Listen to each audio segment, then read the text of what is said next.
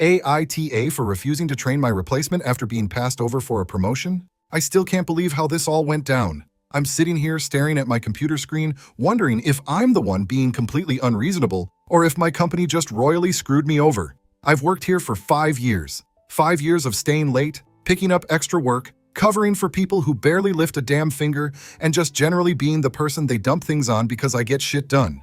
And I did it because I actually liked my job. I thought I had a future here. Stupid, right?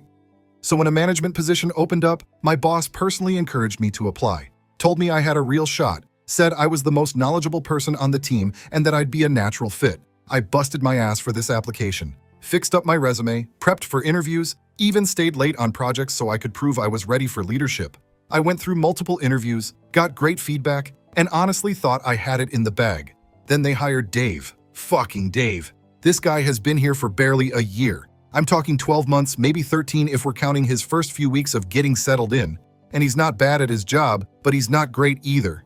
Up until last month, he was still coming to me for help.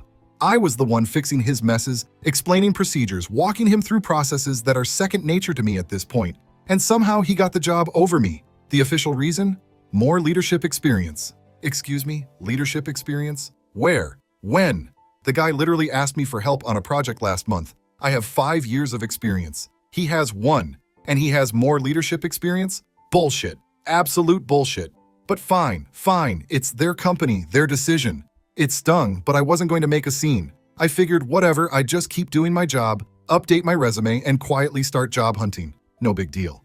Then my manager pulled me aside and asked me to train Dave. Let me say that again. They wanted me, the person who just got screwed over, to train the person who took the job I wanted. The moment he said it, I just blinked at him. Like, I was waiting for the punchline, waiting for him to laugh and say, "Just kidding, we wouldn't actually do something that insanely tone-deaf." But no, he was dead serious. He expected me to happily train the guy who leapfrogged over me for the role I was supposed to have. And when I say train, I don't just mean help him out for a few days. No, they wanted me to fully transition all of my responsibilities to him. My responsibilities. The ones I was not qualified enough to get promoted for. I straight up said no. No way in hell was I going to do that. I told them, if I wasn't qualified enough to be promoted, then I'm not qualified enough to train him either. You should have seen my manager's face. You'd think I just slapped his grandma. He was shocked, like it had never even crossed his mind that I might not be eager to help the guy who replaced me. He started giving me this whole speech about how this is about being professional and seeing the bigger picture. Said it would show I was a team player and that it could impact my future opportunities if I refused. Impact my future opportunities? What fucking future? They already made it crystal clear that I have no future here. What exactly am I working toward? Another 5 years of being strung along and passed over for some other random guy? I shut it down. Told them I'd do my usual work, but if Dave needed help, he could figure it out himself, just like I had to. Well, that didn't go over well. Next thing I know, HR is calling me in for a chat. They tell me I'm being short-sighted and petty, that I need to think about my career here and how this kind of attitude doesn't reflect well. I sat there staring at them, wondering if they were even hearing themselves. Like, do they honestly think I'm that stupid? That I'd cheerfully set Dave up for success while I rot in the background? I told them straight up that I was already job hunting, that I had no reason to put in extra effort for a company that didn't value me. And you know what the HR rep said? She actually had the audacity to look surprised, like I wasn't supposed to know my own worth, like it hadn't even occurred to them that I might actually leave. I walked out of that meeting knowing I had just put a target on my back. Some of my coworkers are on my side. They know how hard I worked. They know this isn't fair. But others, including Dave, think I'm being petty. He had the nerve to act offended that I wasn't willing to train him. He even tried to talk to me about it like we were friends. I didn't say anything. I just let him flounder. And now I'm watching the chaos unfold. Dave is struggling. Hard.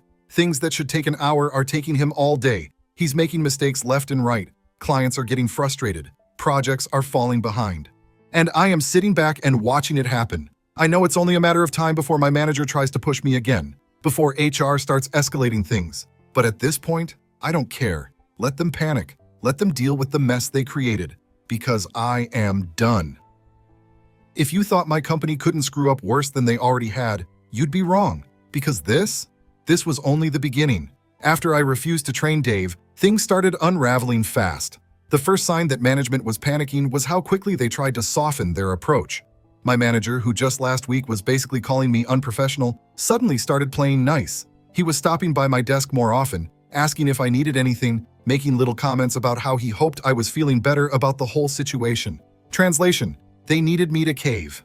Because Dave was already sinking. I kept my head down, doing my normal work, but every now and then I'd hear the absolute disaster unfolding across the office. He missed multiple deadlines. He sent the wrong files to a major client. He completely botched a presentation, stuttering through the entire thing while our director looked like she was about to combust.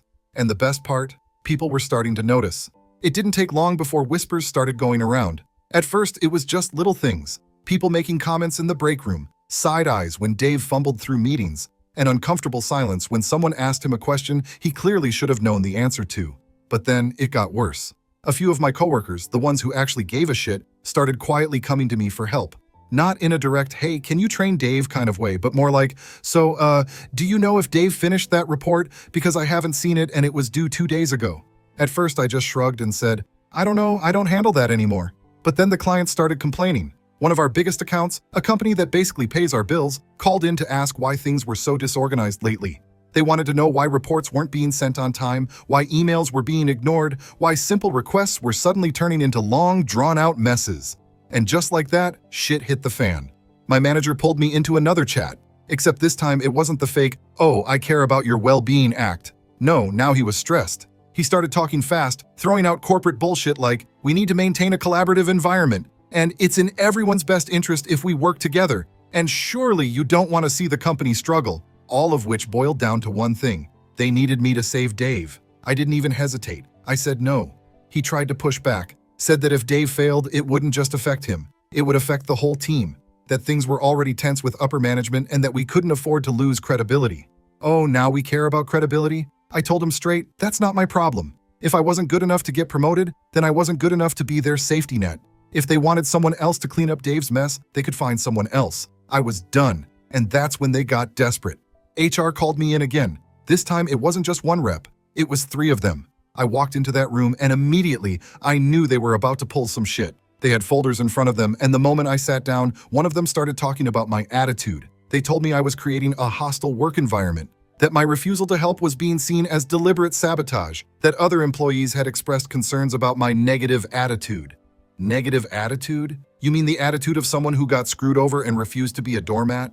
I sat there staring at them, waiting for them to get to the point, and then they said it. We're putting you on a performance improvement plan, a PIP. I actually laughed, like out loud. A PIP is basically a corporate death sentence. It's HR's way of saying, we want to fire you, but we need to make it look like it's your fault. It's a paper trail to justify pushing someone out, and they really thought I was stupid enough to fall for it. I looked at them and said, is this about me not training Dave?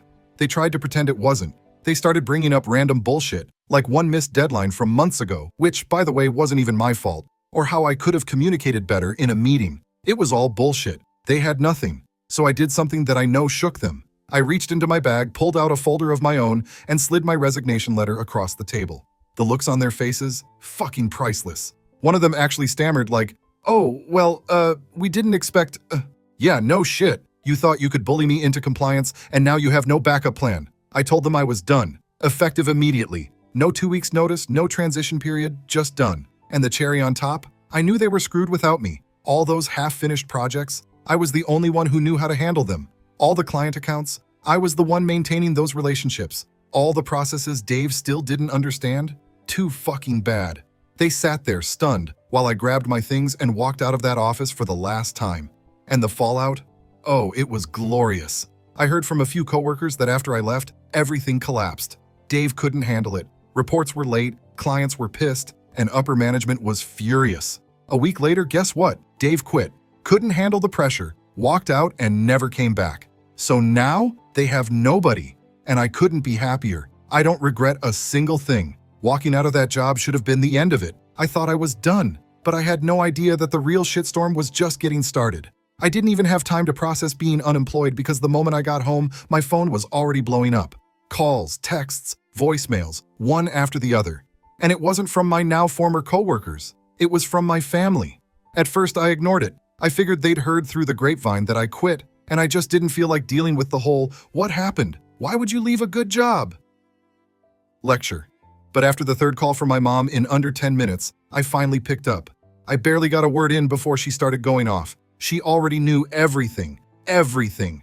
Somehow, she had the entire story. How I refused to train my replacement, how I walked out with no notice, even the part about them putting me on a PP. I asked her how she knew, and she dodged the question. Kept talking in circles about how she'd heard from someone at the company. Except my mom doesn't work there. None of my family does. That's when I realized it was my brother. And not just any brother, my older brother. The golden child. The one who could do no wrong in my parents' eyes. I called him, and of course, he didn't even try to deny it. Turns out he's friends with one of the higher-ups at my old company. Some guy I never even interacted with. But apparently they golfed together or some shit.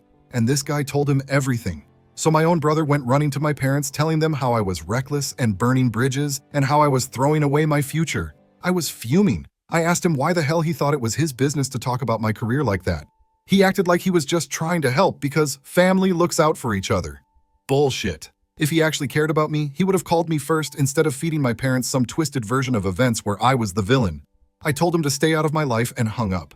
But of course, that wasn't the end of it. My parents started guilt-tripping me immediately. They went on and on about how they raised me better than this, how I was being irresponsible, how I needed to apologize and make things right before I ruined my reputation permanently. That's when I realized something. They weren't upset because I quit. They were upset because they were embarrassed.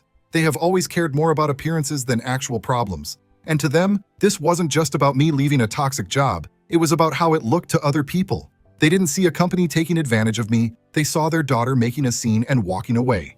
And that was unforgivable to them. I told them I wasn't going back, that I wasn't going to beg for a job that treated me like garbage.